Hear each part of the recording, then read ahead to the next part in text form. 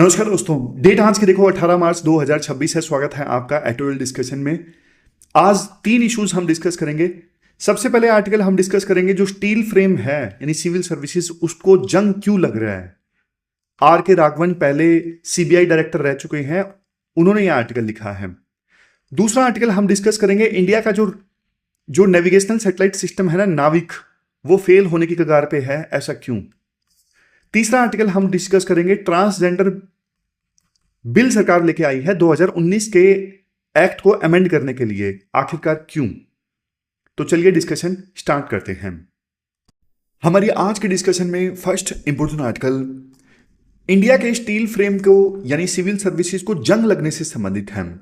यह आर्टिकल देखो आर के राघवन ने लिखा है, जो खुद फॉर्मर सीबीआई डायरेक्टर के तौर पे काम कर चुके हैं, और वो बताते हैं इस आर्टिकल में कि सिविल सर्विसेज को कौन नुकसान पहुंचा रहे हैं। आप ना सिलेबस में जीएस पेपर 2 गवर्नेंस और जीएस पेपर 4 एथिक्स से इस आर्टिकल को रिलेट कर सकते हो। सबसे पहले देखो, एक चीज आप याद रखिए, जब देश आजाद हुआ था ना, तो एक डिबेट चल रही थी कि ये जो इंपीरियल सिविल सर्विस है ना, ये तो ब्रिटिशर्स की देन है और ये लोगों पे जुल्म करती थी। अब देश आजाद हो चुका है, चूंकि ये सर्विस वाले यानी सिविल सर्वेंट्स ब्रिटिशर्स के एजेंट के तौर पे काम करते थे, इनकी हमें जरूरत नहीं है। लेकिन देखो, सरदार पटेल का विजन ये था कि पहले माना ये सिविल सर्वेंट जो थे वो ब्रिटिशर्स के लिए काम करते थे, लोगों पे जुल्म करते थे, लेकिन अब ये जो है वो इंडिया का स्टील फ्रेम बनेंगे, यानी इंडिया को एकजुट रखने का काम करेंगे, फियरलेस होके, इंपार्शियल होके काम करेंगे। तो ये सरदार पटेल का विजन था सिविल सर्विसेज के बारे में। और देखो, सिविल सर्विसेज में आप एक चीज आपने देखी होगी, हर फील्ड का बच्चा आता है। ह्यूमैनिटी से बच्चा आता है, प्योर साइंस का बच्चा आता है, इंजीनियरिंग से, मेडिसिन से, एग्रीकल्चर से, हर फील्ड से एस्पायरेंट आता है और एग्जाम लेता है। मतलब क्राउड जो है बहुत ज्यादा डाइवर्स है। लेकिन कितने लोग सिलेक्ट होते हैं? वैसे देखो, ये नंबर फिक्स नहीं होता। कितने लोग सिलेक्ट होंगे ये डिपेंड करता है कि यूनियन गवर्नमेंट की डिमांड कितनी है, उस पर डिपेंड करता है कितने लोग सिलेक्ट होंगे। लेकिन एवरेज देखा जाए तो देखो, ऑलमोस्ट 12 लाख लोग अगर फॉर्म भरते हैं, 6 लाख लोग एग्जाम देते हैं, तो फाइनली सिलेक्शन होता है 1000 लोगों का। और उसमें भी जो आईएएस आईपीएस हैं वो तो काफी कम बनते हैं, आपको तो सब पता ही है। तो आर के राघवन ना अपना टाइम याद करते हैं।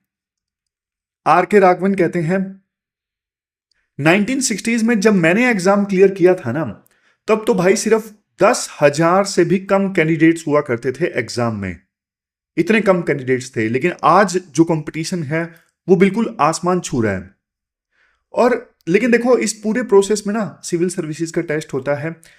पूरे प्रोसेस में इस एग्जाम की इंटीग्रिटी पे अभी भी उतना ज्यादा क्वेश्चंस नहीं उठाए जा सकते। माना पूजा खेड़कर का केस सामने आया, माना कुछ कुछ और भी ईडब्ल्यूएस और जो डिफरेंटली एबल्ड पर्सन्स हैं वो फर्जी सर्टिफिकेट मनवा लेते हैं। ऐसे बहुत सारे केसेस सामने आए हैं।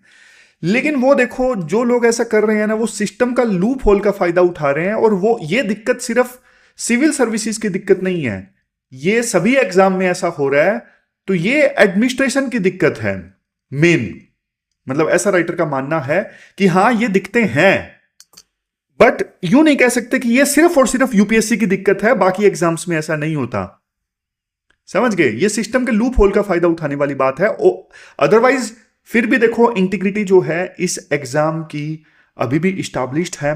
तभी तो देखो, आप सब लोग जो हो बिना डर के तैयारी कर रहे हो कि हाँ यार, मेहनत करेंगे तो उसका फल जो है वो जरूर मिलेगा। अगर आपको इस एग्जाम पे भरोसा ही नहीं होता तो आप एग्जाम की तैयारी करते ही क्यों? बात तो सही है। फिर राइटर बोलते हैं कि देखो, कंपटीशन बहुत ज्यादा है तैयारी में, और एक बार सिलेक्शन हो जाता है तो ट्रेनिंग भी बहुत बढ़िया दी जाती है। जैसे जो आईएएस सिलेक्ट होते हैं उनकी ट्रेनिंग होती है लबासना में, और जो पुलिस सर्विस में सिलेक्ट होते हैं उनकी ट्रेनिंग होती है नेशनल पुलिस एकेडमी में। अब वैसे ये नेशनल पुलिस एकेडमी जो है, जिसे अब सरदार वल्लभ भाई पटेल नेशनल पुलिस एकेडमी कहते हैं, पहले ये ना राजस्थान में माउंट आबू में हुआ करती थी। ये भी हिल स्टेशन में थी, और लबासना तो आपको पता ही है मसूरी में है। लेकिन 1975 में क्या हुआ इस नेशनल पुलिस एकेडमी को माउंट आबू से यानी हिल स्टेशन से शिफ्ट करके हैदराबाद कर दिया गया। आप पूछोगे क्यों?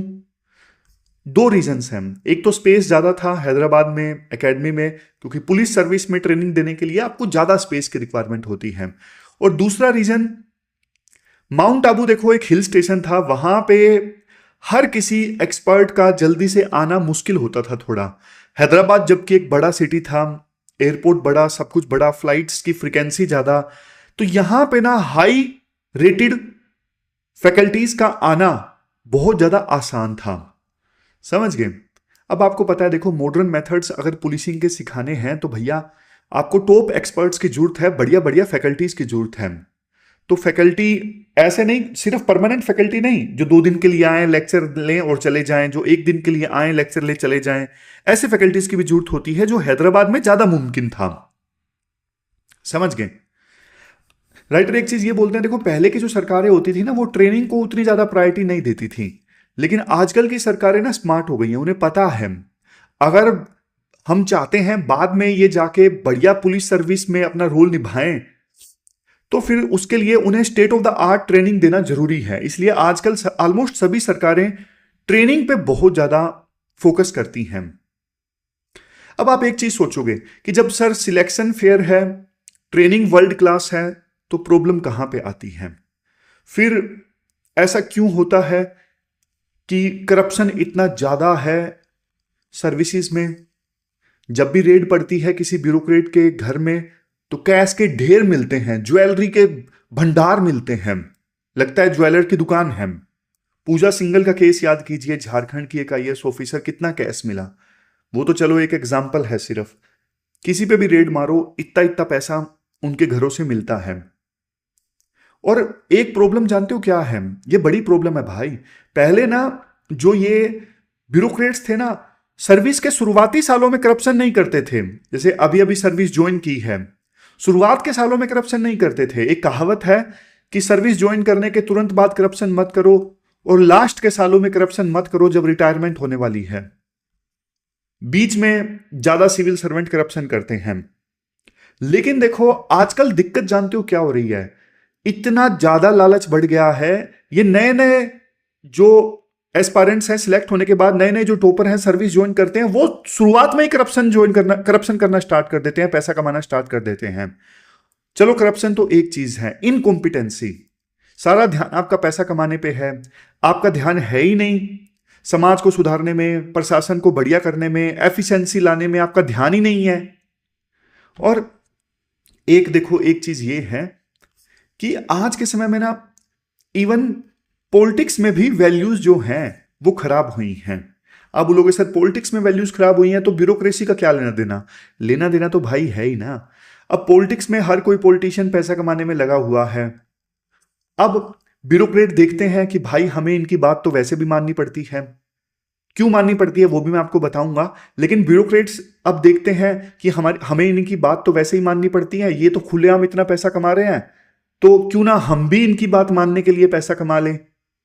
लेकिन ये कोई रीजन नहीं हुआ कि पॉलिटिशियन कमा रहे हैं तो ब्यूरोक्रेट्स भी उनके साथ में नेक्सस बना लें और पैसा कमाना स्टार्ट कर दें। एक चीज देखो ये भी है, पहले क्या हुआ करता था, चीफ सेक्रेटरी या फिर जो डीजीपी होते थे ना, उनका एक ओहदा होता था, ओरा होता था, और वो इतना ओरा होता था कि वो सीएम की बात को भी मना कर देते थे। लेकिन आप सच में बताइए, आज क्या चीफ सेक्रेटरी या फिर डीजीपी की हिम्मत है कि वो सीएम की बात को मना कर दें? बिल्कुल भी नहीं है। और आप बोलोगे सर ट्रांसफर कर दी जाएगी, भाई ट्रांसफर का डर उतना ब्यूरोक्रेट्स को नहीं होता, ट्रांसफर का डर नहीं होता उतना, मान के चलो। डर आजकल ना एक और चीज का आ गया है, डर ये है कि ना हमें ना फिजिकली नुकसान पहुंचाया जाएगा, हमारे खिलाफ इंक्वायरी खोल दी जाएगी, हमें जेल में डाल दिया जाएगा। यह डर बहुत ज्यादा होता है ब्यूरोक्रेट्स में, जिसकी वजह से वो ऐसे बिहेव करते हैं जैसे पॉलिटिशियंस के गुलाम बन गए हैं। ये राइटर कहते हैं ये डर आज के समय में बहुत बड़ा डर है। जब देखो चीफ सेक्रेटरी और डीजीपी ही सीएम के गुलाम की तरह बिहेव करते हैं तो वो जो डर है वो नीचे के ऑफिसर्स तक जाता है। फिर उसके बाद एक एसपी की, डीएसपी की क्या हिम्मत है कि वो मंत्रियों की बात ना माने, जब वो देख रहा है कि मेरा सबसे बड़ा जो ऑफिसर है डीजीपी वो तक ऐसे बिहेव कर रहा है सीएम के सामने जैसे वो कुछ है ही नहीं। तो फिर वो जो डीजीपी का डर है ना, वो निचले लेवल के ऑफिसर तक पहुंचता है, उसके मन में आता है, ब्यूरोक्रेसी पूरी तरह से सरेंडर कर देती है। ये दिक्कत है। इसकी वजह से जो पॉलिटिशियन और सिविल सर्वेंट्स का जो नेक्सस है वो और ज्यादा मजबूत हो गया है। ये देखो, आर के राघवन कहते हैं मेरे समय में ना सीएम के ऑर्डर को हम नो कहने की हिम्मत रखते थे अगर वो इलीगल है तो, लेकिन आज के समय में कोई हिम्मत नहीं है। और इसी वजह से राइटर बोलते हैं देखो, आप यूं सोचो कि ब्यूरोक्रेसी को हम सुधार देंगे बिना पॉलिटिक्स को सुधारे, ये मुमकिन नहीं है। कहीं ना कहीं देखो, पॉलिटिक्स को भी हमें क्लीन करना पड़ेगा, लेकिन पॉलिटिशियंस के पास में कोई इंसेंटिव नहीं है अपने आप को रिफॉर्म करने का। एक रूट जुडिशरी है, लेकिन देखो अगर मान लो ब्यूरोक्रेट्स के अगेंस्ट करप्शन के जो केसेस हैं वो जुडिशरी के पास जाते हैं, बरसों लग जाते हैं, ब्यूरोक्रेट्स पैसा खिला देते हैं जजेस को, वहां भी तो करप्शन है।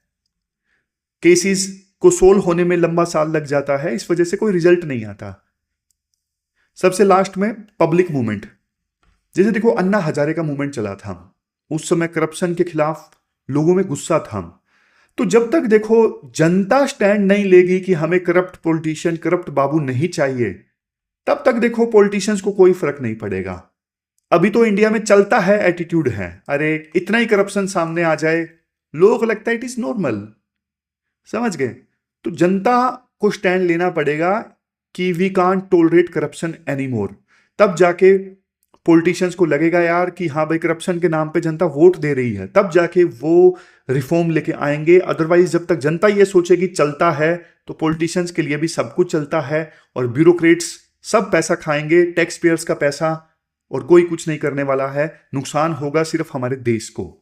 तो ये पूरा आर्टिकल हमने डिस्कस किया स्टील फ्रेम के जंग लगने से संबंधित। चलते हैं आगे। ये क्वेश्चंस पास्ट में पूछे गए हैं, वहां से आप वैसे इस आर्टिकल को रिलेट कर सकते हो। जीएस पेपर 4 एथिक्स में क्राइसिस ऑफ कॉन्शियंस से संबंधित क्वेश्चन पूछा गया था, वहां पे इस आर्टिकल का एग्जांपल दे सकते हो। जीएस पेपर 2 गवर्नेंस में क्वेश्चन पूछा गया था, institutional quality drives economic performance, suggest civil services reforms for democracy. और ये कीवर्ड्स आप यूज कर सकते हो, endemic corruption, steel frame, answers में इनको जरूर यूज कीजिए। अब नेक्स्ट आगे चलते हैं, India quest for swadeshi GPS. अपना सिलेबस में GS paper 3 science and tech से इस आर्टिकल को रिलेट कर सकते हूं। शुरुआत में देखो राइटर एक बात बोलते हैं, जब कारगिल वार हुआ था ना, हमें देखो दुश्मन की लोकेशन चाहिए थी। हमने यूएस से डेटा मांगा क्योंकि यूएस के पास में जीपीएस है ना, ग्लोबल पोजिशनिंग सिस्टम, ये एक नेविगेशनल सिस्टम है। तो हमने जीपीएस डेटा मांगा यूएस से, लेकिन यूएस ने देने से मना कर दिया। तो फिर देखो इसके बाद में हमें समझ में आ गया कि इंडिया को ना अपना खुद का नेविगेशनल सिस्टम चाहिए, इसलिए इसरो ने ना अपना खुद का नेविगेशनल सिस्टम बनाया जिसका नाम है IRNSS, यानी Indian regional navigational satellite system. मतलब इसका ऑपरेशनल नाम है नाविक। क्या है? नाविक। नाविक का मतलब होता है नेविगेशन विद इंडियन कॉन्स्टलेशन। अब ये जो नाविक है, ये देखो 7 सैटेलाइट्स का एक सिस्टम है और जीपीएस की तरह काम करता है, लेकिन जीपीएस जो है वो ग्लोबल लेवल पे काम करता है, बट नाविक जो है वो एक रीजनल सिस्टम है। मतलब ये सिर्फ इंडियन सब कॉन्टिनेंट को कवर करता है और इंडिया का जो बॉर्डर है ना, उसके आगे 1500 किलोमीटर तक का जो एरिया है, ये नाविक जो नेविगेशनल सिस्टम है वो कवर करता है। समझ गए? आप ये भी पूछोगे कि सर यूएस का जीपीएस था तो हमें नाविक क्यों चाहिए? वैसे तो एक पॉइंट तो मैंने आपको बता ही दिया कि यार यूएस के ऊपर डिपेंड नहीं हुआ जा सकता, वार के दौरान मना कर देते हैं ये लोग। लेकिन दूसरा रीजन देखो, ज्योग्राफी भी था। वार एक रीजन था, आत्मनिर्भरता एक रीजन था, लेकिन दूसरा जो रीजन था वो ज्योग्राफी का भी था।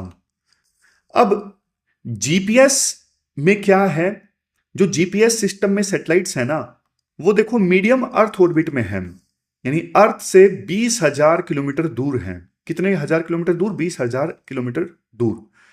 अब वहां से देखो इतनी दूर से सिग्नल इंडिया में जब आता है तो वो तिरछा आता है। मान लो ये है सैटेलाइट, ये इंडिया है, सैटेलाइट ऊपर जाके कहीं ऐसा यहां पे है, डायरेक्टली ऊपर इंडिया के ऊपर नहीं है। तो इंडिया में सिग्नल आएगा, वापस जाएगा तो तिरछा आएगा सिग्नल, तिरछा सिग्नल आएगा, टेढ़ा सिग्नल आएगा। तो देखो फिर ना, जो इंडिया में वैलीज हैं या फिर इंडिया में डेंस फॉरेस्ट हैं, वहां पे अगर आपको लोकेशन ट्रैक करनी है, डिटेक्ट करनी है, तो जीपीएस से काम नहीं चलता, वो गलत लोकेशन दे देता है। क्यों? क्योंकि मैंने बताया ना, जीपीएस के सैटेलाइट्स डायरेक्टली इंडिया के ऊपर नहीं होते कई बार, और इंडिया से इधर उधर होते हैं, तो सिग्नल तो वो इंडिया में भेज देते हैं, लेकिन सिग्नल टेढ़ा आता है, तिरछा आता है। लेकिन नाविक सैटेलाइट सिस्टम में जो नाविक के सैटेलाइट्स है ना, वो तो डायरेक्टली ऊपर है, इंडिया के डायरेक्टली ऊपर है, सिग्नल सीधा नीचे आता है। तो फिर या वैली हो या फिर फॉरेस्ट हो, नेटवर्क पक्का मिलता है, एक्यूरेसी ज्यादा आती है। इसीलिए नाविक की जो एक्यूरेसी है इंडिया में 10 मीटर तक है। इसलिए नाविक जो है इंडिया के लिए देखो बेस्ट है। और एक चीज मैं आपको बताऊं, सैटेलाइट जैसे मान लो आपने जोमेटो पे ऑर्डर किया और जोमेटो डिलीवरी एग्जीक्यूटिव है, उसकी लोकेशन आप ट्रैक कर पाते हो कैसे? होता यह है, मान लो ये डिलीवरी एग्जीक्यूटिव है, मोटरसाइकिल मेरे को बनाना नहीं आता, मेरी ड्राइविंग बहुत खराब है, तो ऊपर सैटेलाइट है।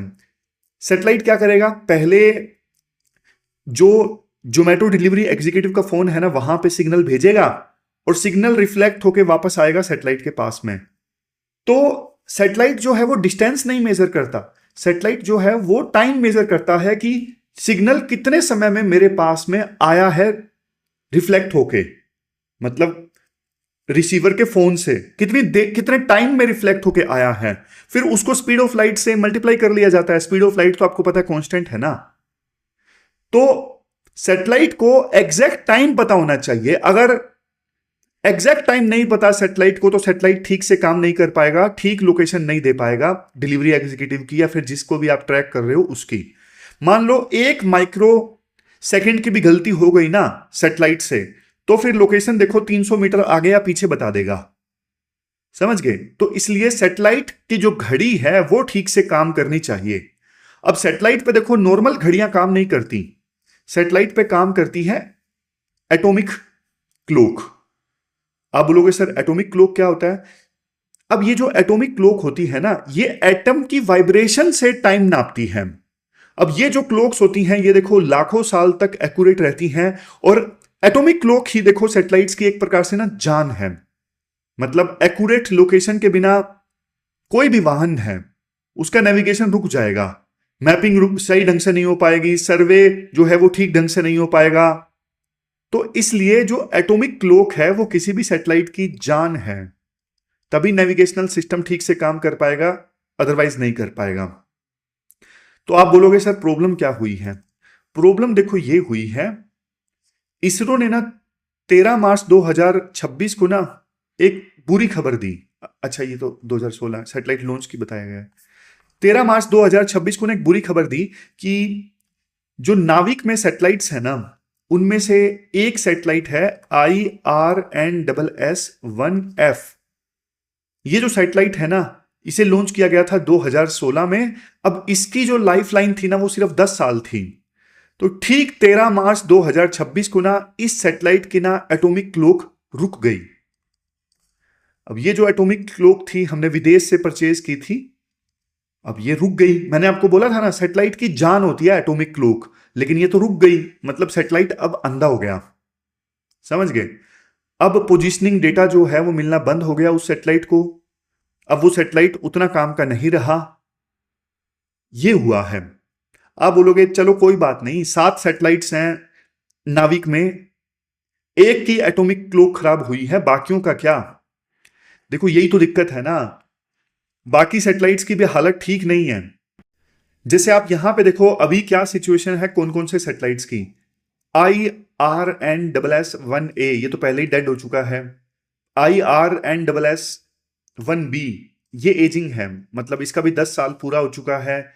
1C का भी 10 साल पूरा हो चुका है। 1F इसकी अभी भी मैंने बताया आपको एटॉमिक क्लॉक जो है वो फेल हो गई। फिर ये दोनों एक्टिव हैं। अब NVS क्या है? ये नए वाले सैटेलाइट्स हैं, मतलब न्यू जनरेशन सैटेलाइट्स हैं। पहले जो इसरो ने लॉन्च किए थे ये इस प्रकार से थे, IRNSS 1A 1B 1C। लेकिन NVS-01 NVS-02 ये नए जनरेशन के सैटेलाइट्स हैं और इनके कुछ फायदे भी हैं जो मैं आपको बताऊंगा अभी। तो 01 एक्टिव है, लेकिन नए जनरेशन का जो 02 है वो भी फेल हो गया है। तो भाई हमारे जो नाविक सैटेलाइट सिस्टम है ना, इसके हालात बुरे हैं, समझे। अब यहां पे दिक्कत सिर्फ देखो साइंस की नहीं है, दिक्कत एडमिनिस्ट्रेशन की भी है। एक कैग की रिपोर्ट आई थी 2018 में। अब इस रिपोर्ट ने ना इसरो की अच्छी क्लास लगाई थी। क्यों? देखो 2006 में ना यूनियन कैबिनेट ने ना 200 करोड़ अप्रूव कर दिए थे कि ना आप जमीन पर ना यूजर रिसीवर बनाने के लिए इन 200 करोड़ रुपए को खर्चा करो। लेकिन यूजर रिसीवर बनाने का जो काम था वो कब स्टार्ट हुआ? मार्च 2017 में स्टार्ट हुआ। तब तक नाविक सैटेलाइट सिस्टम में 7 जो सैटेलाइट थे वो लॉन्च हो चुके थे। अब आप आयरनी देखो कितनी बड़ी आयरनी है। बिना रिसीवर के आपने यूजर रिसीवर तो बनाया नहीं, लेकिन सैटेलाइट सिस्टम के सैटेलाइट आपने पहले ही लॉन्च कर दिए। वाह वाह भाई वाह, मतलब कितनी बड़ी गलती है। क्लासिक एडमिनिस्ट्रेशन का फेलियर है। मतलब आपने यूजर रिसीवर बनाए नहीं और आपने सैटेलाइट पहले लॉन्च कर दिए। तो सैटेलाइट्स की आधी लाइफ जो थी वो तो आपने वेस्ट ही कर दी। 10 साल की लाइफलाइन थी सैटेलाइट्स की, आधी लाइफ उनकी आपने वेस्ट कर दी, क्योंकि सैटेलाइट आपने पहले लॉन्च कर दिए, उसके बाद आप यूजर रिसीवर बना रहे हो। तो ये बहुत बड़ा एडमिनिस्ट्रेटिव फेलियर था। हालांकि देखो आज नाविक जो है वो डेटा एविएशन, शिपिंग वगैरह, रेलवेज में यूज होता है, लेकिन क्योंकि बाद में तो यूजर रिसीवर बना दिए थे ना। अच्छा, एक चीज जो मैंने आपको बोला ना, अब इसरो नए सैटेलाइट्स लॉन्च करने लगा है नेविगेशनल सिस्टम में, जिनका नाम है एनवीएस। अब NVS-01 NVS-02 ये नए जनरेशन के सैटेलाइट्स हैं। इनके फायदे हैं, दोनों में से एक तो फेल ही हो गया, मतलब लॉन्च ढंग से नहीं हुआ। फायदे क्या है? एक तो इनमें जो एटॉमिक क्लॉक है अब इंपोर्टेड नहीं है, विदेशी नहीं है, देसी है। अब हम फॉरेन क्लॉक्स के ऊपर डिपेंडेंट नहीं है, इसरो ने खुद की एटॉमिक क्लॉक डेवलप कर ली है। दूसरा, इनका जो लाइफलाइन है थोड़ा ज्यादा है। पुराने सैटेलाइट्स का लाइफलाइन 10 साल था, इनका 12 साल है। तीसरा फायदा है L1 फ्रीक्वेंसी जो है वो ऐड कर दी गई है नए जनरेशन के सैटेलाइट में। L1 फ्रीक्वेंसी, पहले के जो ओल्ड नाविक के सैटेलाइट्स थे ना वो वाले IRNSS 1A 1B वो वाले, वो देखो सिर्फ L5 प्लस में S बैंड पे काम करते थे। लेकिन NVS जो नए जनरेशन के सैटेलाइट्स हैं ये L1 बैंड पे काम करते हैं, जिसपे GPS भी काम करता है। तो इसके दो फायदे हैं कि ये नए जनरेशन के सैटेलाइट्स L1 पे भी काम करेंगे ना, इसके दो फायदे हैं। पहला है इंटरऑपरेबिलिटी, मतलब नाविक को ना जीपीएस के साथ में मिक्स करके यूज किया जा सकता है, क्योंकि जीपीएस भी L1 पे काम करता है, नाविक भी L1 पे काम करता है, दोनों को मिक्स करके यूज किया जा सकता है। दूसरा, हमारे जो स्मार्ट वॉचेस हैं या फिर दूसरे पहनने वाले डिवाइसेस हैं, ये भी नाविक को सपोर्ट कर सकते हैं, क्योंकि ये भी L1 जो चिप्स हैं उनसे बने होते हैं। मतलब इनकी चिप जो है L1 फ्रीक्वेंसी को सपोर्ट करती है, नाविक भी L1 फ्रीक्वेंसी। तो स्मार्ट वॉचेस नाविक से भी चल सकते हैं। तो ये 3 फायदे होंगे नए जनरेशन सैटेलाइट से, और इसरो जो है अब नए जनरेशन सैटेलाइट यानी एनवीएस ही लॉन्च कर रही है। इसके बाद देखो, अगर आप नजर डालोगे ना दूसरे देशों के जो नेविगेशनल सिस्टम है उनके पास में कितने सैटेलाइट हैं। जीपीएस के पास में 20 से ज्यादा, ग्लोनास के बाद में जो रशिया का है, जीपीएस यूएसए का है 20 से ज्यादा सैटेलाइट्स, वो भी मीडियम अर्थ ऑर्बिट में, यानी अर्थ से 20,000 किलोमीटर की ऊंचाई पर। ग्लोनास रशिया का है, इनके भी 20 प्लस सैटेलाइट्स। एमयू में गैलीलियो ईयू का 20 प्लस सैटेलाइट्स, और ये बेइडोउ ये जो चाइना का है इसमें 40 प्लस सैटेलाइट्स, ये भी मीडियम अर्थ ऑर्बिट में है। हमारा रीजनल नेविगेशनल सैटेलाइट सिस्टम है नाविक, इसमें 7 सैटेलाइट का प्रोविजन है, बट काम एक्चुअल में बहुत कम कर रहे हैं। और हमारे वाला मीडियम अर्थ ऑर्बिट में नहीं है, हमारे वाले में एक कॉम्बिनेशन है, जैसे 3 जियो स्टेशनरी ऑर्बिट में है, 4 जियो सिंक्रोनस ऑर्बिट में है। तो इंडिया का 7 सैटेलाइट का है, छोटा है। जापान का भी रीजनल है, 4 सैटेलाइट का है, बट ये जीपीएस को कॉम्प्लीमेंट करता है, जीपीएस के साथ कॉम्बिनेशन में रहता है ये जापान वाला। समझ गए? आप बोलोगे सर बाकी सबके मीडियम अर्थ ऑर्बिट में है, हमारा जियो स्टेशनरी और जियो सिंक्रोनस ऑर्बिट के कॉम्बिनेशन में क्यों? क्योंकि देखो इंडिया को 24/7 कवर करने के लिए ना कम सैटेलाइट्स की आवश्यकता है, और अगर स्टेशनरी ऑर्बिट में जियो स्टेशनरी और जियो सिंक्रोनस में डालेंगे तो कम सैटेलाइट से काम चल जाएगा। तो ये मास्टर स्ट्रोक है। तो ये क्वेश्चन भी यूपीएससी ने पूछ लिया था 2018 में प्री का। 3 satellites in geostationary orbit और 4 इन जियो सिंक्रोनस ऑर्बिट, ये करेक्ट स्टेटमेंट था। दूसरा स्टेटमेंट, कवरेज इंडिया प्लस में 5500 square kilometre. No, India plus में 1500 स्क्वायर किलोमीटर। तो ये कीवर्ड्स आप याद रखिएगा, आंसर्स में यूज कर सकते हो। इसके बाद नेक्स्ट है ट्रांसजेंडर्स प्रोटेक्शन अमेंडमेंट बिल 2026। आप सिलेबस में जीएस पेपर 2 सोशल जस्टिस से इस आर्टिकल को रिलेट कर सकते हो। सबसे पहले देखो कुछ बेसिक्स कवर कर लेते हैं। एक टर्म है सेक्स। सेक्स क्या होता है? जैसे मेल फीमेल, ये देखो आपका ना बायोलॉजिकल स्टेटस है। मतलब जब बच्चे का जन्म होता है तब वो एज ए मेल पैदा हुआ था या फीमेल, मतलब प्राइवेट पार्ट्स के आधार पे डॉक्टर असाइन करते हैं सेक्स। ये किस पे डिसाइड होता है? आपकी एनाटॉमी, मतलब बॉडी के पार्ट्स और क्रोमोजोम्स के बेस पे डिसाइड होता है। लेकिन एक और टर्म है सेक्स के अलावा, जेंडर। ये जो टर्म है ये देखो सोसाइटी बनाती है।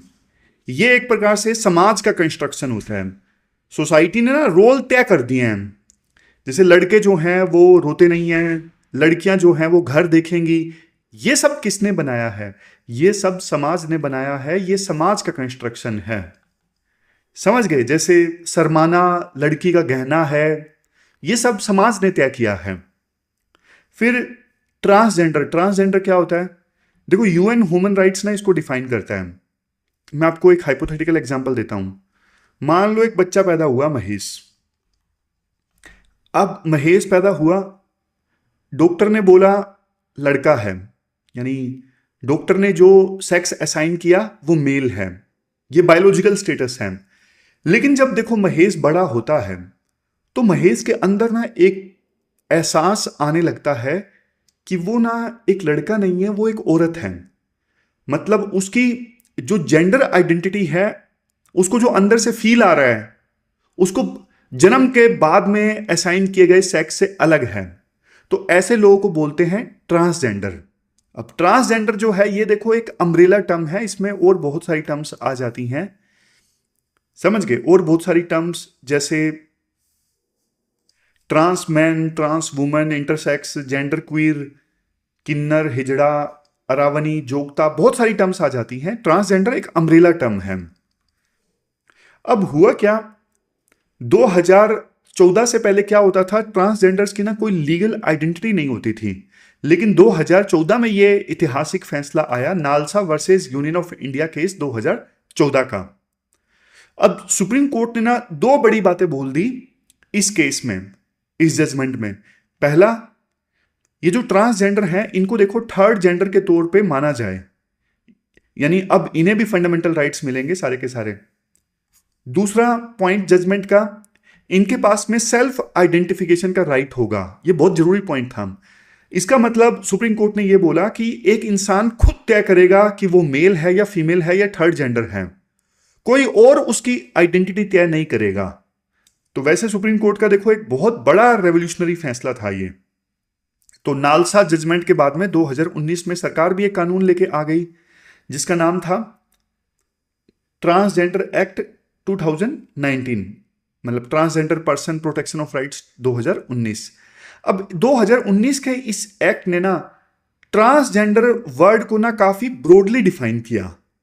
अब इसमें बहुत सारी आइडेंटिटीज आती थी, जैसे मैंने आपको बताया trans man, trans women, intersex, gender queer, ये सब आइडेंटिटीज आती थी 2019 के एक्ट में जो ट्रांसजेंडर वर्ड डिफाइन किया गया उसमें, समझ गए? अब चाहे देखो उनकी सर्जरी हुई हो या फिर ना हुई हो, वो भी देखो 2019 के एक्ट के अनुसार ट्रांसजेंडर वर्ड में आते थे। एक प्रोसेस भी बनाया गया। प्रोसेस ये था 2019 के एक्ट के अनुसार कि कोई ट्रांस पर्सन है, वो देखो डिस्ट्रिक्ट मजिस्ट्रेट को अप्लाई करता और उसको तुरंत का तुरंत आईडी कार्ड मिल जाता। अब बढ़िया एडमिनिस्ट्रेटिव प्रोसेस बनाई थी, कोई मेडिकल टेस्ट नहीं होता था।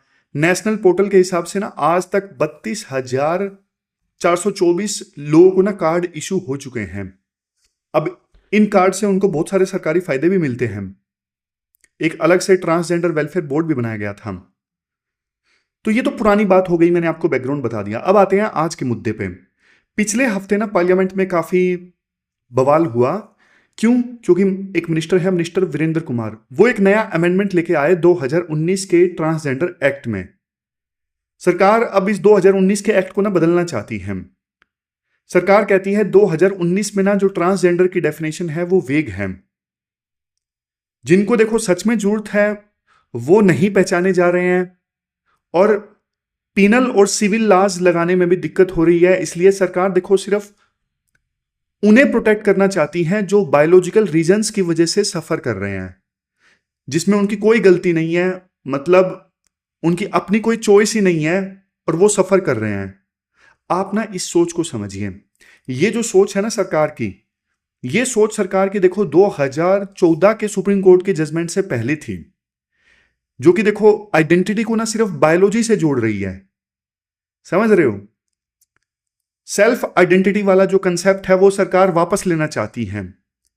2019 के एक्ट में एक स्पेशल प्रोविजन था ना कि आप अपनी आइडेंटिटी खुद आइडेंटिफाई कर सकते हो। तो पहला प्रोविजन सरकार ने यही किया है, नैरो डेफिनेशन। सरकार ट्रांसजेंडर की जो डेफिनेशन है वो बदलना चाहती है। पहले वाली जो डेफिनेशन थी वो ओपन एंडेड थी, वो डेफिनेशन सरकार खत्म करना चाहती है। नए बिल में सिर्फ एक छोटा सा ग्रुप बचा है जो ट्रांसजेंडर कहलाएगा, जैसे किन्नर, हिजड़े, ये सब लोग जिनकी देखो जन्म के समय ना थोड़ी दिक्कत हो, जैसे मान लो आधा प्राइवेट पार्ट मेल का आधा फीमेल का, मतलब ऐसे सिर्फ जो लोग हैं ना जिनमें कोई कंजेनिटल यानी जन्म के दौरान कोई बायोलॉजिकल वेरिएशन है, ना मेल है ना फीमेल है, सरकार सिर्फ उनको इस डेफिनेशन में डालना चाहती है।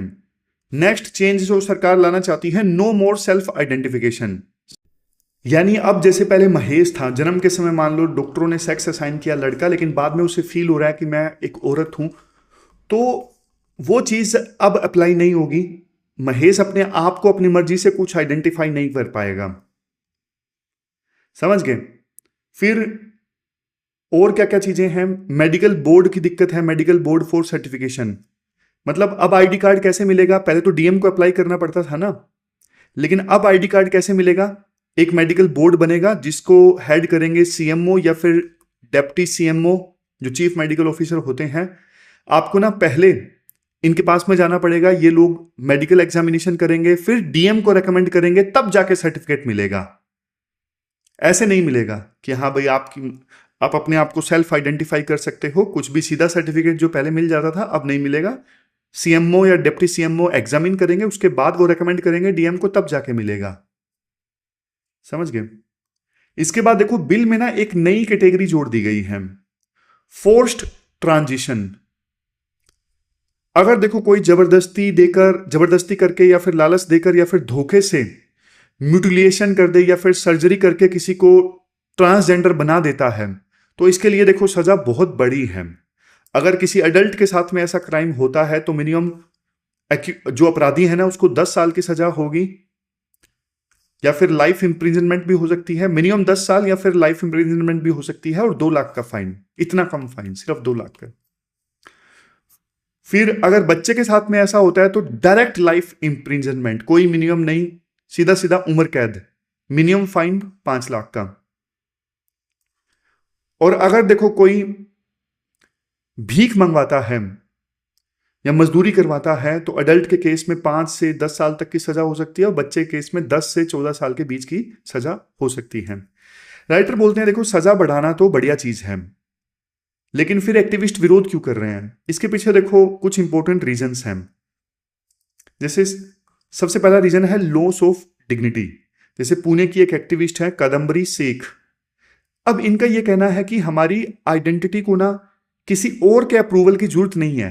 जैसे नए बिल में तो क्या प्रोविजन किया गया है, सीएमओ अप्रूव करेगा आइडेंटिटी, तभी डीएम उसकी रिकमेंडेशन मानेंगे। तो कादम्बरी शेख का कहना है हमारे जो ह्यूमन राइट्स हैं हमसे छीन लिए गए हैं, हमारी जो फ्रीडम ऑफ चॉइस है वो खत्म कर दी गई है। दूसरा है बर्डन ऑफ प्रूफ। जैसे एक यूतक ट्रस्ट से आते हैं अनिल उतारंडे। अब इनका यह कहना है कि देखो अब ट्रांस लोगों को ना खुद की आइडेंटिटी प्रूव करनी पड़ेगी। आप एक एग्जांपल लीजिए, हाइपोथेटिकल सिचुएशन लीजिए। एक ट्रांस पर्सन देखो पहले ही सोसाइटी में ना इतना स्टिग्मा झेलता है, अब उसे हॉस्पिटल की लाइन में लगना पड़ेगा, डॉक्यूमेंट्स जमा करने पड़ेंगे, मेडिकल टेस्ट देना पड़ेगा। अब ये प्रोसेस उसके लिए कितनी ज्यादा ह्यूमिलेटिंग होगी, कितनी ज्यादा ट्रेमेटाइज वाली करने वाली होगी, सोच के देखो। फिर नेक्स्ट कारण आता है गुरु चेला सिस्टम वाला। देखो नए बिल में ना सिर्फ कुछ ही जो सोशियो कल्चरल ग्रुप्स है ना, जैसे हिजड़ा हो गए, किन्नर हो गए, उनको पहचानता है नया बिल। अब हिजड़ा कम्युनिटी का गुरु चेले का सिस्टम ना बहुत पुराना है। ये जो सिस्टम है ना ये शेल्टर देता है, बट वहां पे ना सेंटर ऑफ पावर होता है, आपने कहीं देखा होगा तो। गुरु चेला सिस्टम में कोई उनका मेन हेड होता है, जो किन्नर समाज में, हिजड़ा समाज में आप देखते हो, वहां पे एक्सप्लॉयटेशन भी होता है। अब इस सिस्टम से बाहर जो निकलना चाहते हैं उन लोगों का क्या, जो हिजड़ा समाज में नहीं रहना चाहते उनका क्या, ये दिक्कत है ना। तो उन जो लोग इनके साथ में नहीं रहना चाहते उस पर ये बिल कुछ नहीं बोल रहा है। तो ये कारण जिसकी वजह से क्रिटिसाइज किया जा रहा है इस बिल को। और सरकार क्या कहती है, सरकार कहती है कि हम वेलफेयर लीकेज को रोकना चाहते हैं, जो ट्रूली एक्सक्लूडेड है सिर्फ उन्हें ये बिल कवर करे, ऐसा प्रोविजन हम करना चाहते हैं। एक्सप्लोटेशन अगर होता है किसी का तो उसके लिए हमने पनिशमेंट बढ़ा दी गई है, लीगल डेफिनेशन हमने क्लियर कर दी है, ये सरकार का कहना है। तो यहां पे देखो कंक्लूजन क्या निकलता है, कंक्लूजन ये निकलता है, एक तरफ देखो सेल्फ डिटर्मिनेशन है, दूसरी तरफ स्टेट वेरिफिकेशन है, दोनों के बीच में डायलेमा है। क्वेश्चन देख लीजिए, performance of welfare schemes for vulnerable section is not effective due to absence of their awareness and active involvement at all stages of policy process. इस क्वेश्चन को आपको अटेम्प्ट करना है। वल्नरेबल सेक्शंस के लिए ये क्वेश्चन यूपीएससी ने पूछा था, यही आपको अटेम्प्ट करना है। तो इसमें ये एग्जाम्पल दे सकते हो आप ट्रांसजेंडर्स का, और ये जो कीवर्ड्स हैं ये आप याद रखिएगा। मेडिकल गेट कीपिंग, बढ़िया टर्म है मेडिकल गेट कीपिंग। तो ये राइट टू सेल्फ आइडेंटिफिकेशन, ये कीवर्ड्स आप यूज करिएगा आंसर्स में। तो ये थी हमारी आज की डिस्कशन। कल मिलते हैं फिर से एक नई डिस्कशन के साथ, तब तक आप अपना ध्यान रखिए, अच्छे से पढ़िए। Thank you very much for discussion.